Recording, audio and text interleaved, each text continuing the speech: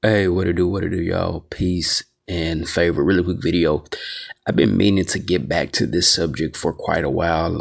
It's a subject that many have been, I would say it's definitely gaining the interest of many as people are learning different things and even using AI, to get different information and kind of play with it to see what it say. But this is going to be a really short video, something that I think is very pertinent. I think something that is becoming truer by the day.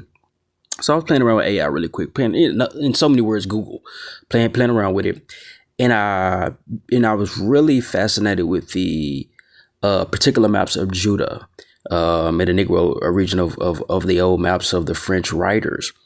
And when you look into that subject, you would see actually pictures where some of the, like King Hafan, but some of the people you would see, they would have the feathers in their head, or they would, look different. And it's like, okay, who is Judah, as it relates to modern history and stuff like that.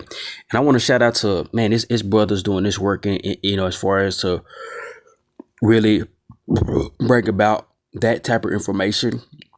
Respect to Dante, respect to some of these other brothers who are just, tying the link to the Portuguese, going into Africa, to the slave trade, to understanding the historical view of Judah, or what as it was on some maps. Fascinating stuff. But nevertheless, let's hit on this point. So I typed in Negroland just to see what it would say after playing around with it and studying. Let's see what it said. I think two fascinating points will stand out.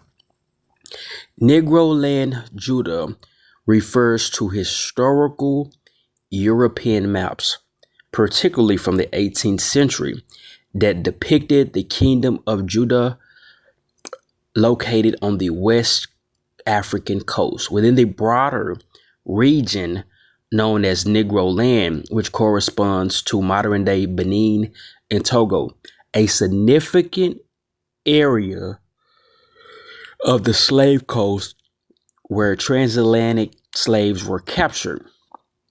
These maps by cartographers like Emmanuel Bowen linked the biblical tribe of Judah to West African peoples, suggesting a historical Hebrew presence there before the slave trade.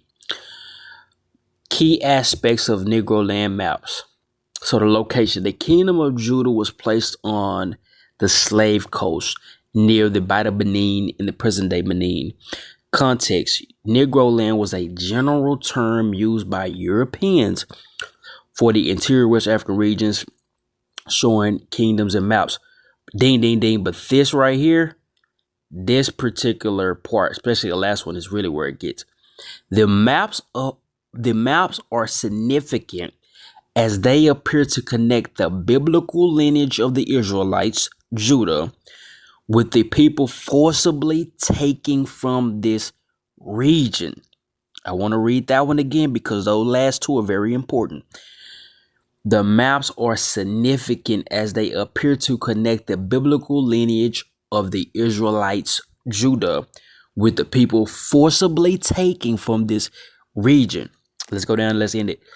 Historical interpretation. Cartographers often include these names reflecting European views and attempt to map the poorly understood continent, sometimes linking local kingdoms to biblical narratives. I don't think that's necessarily the part, but I think the big thing with this is that the information, even the AI, which is fed information in my view, is starting to come out with stuff that many are starting to see and connect the dots.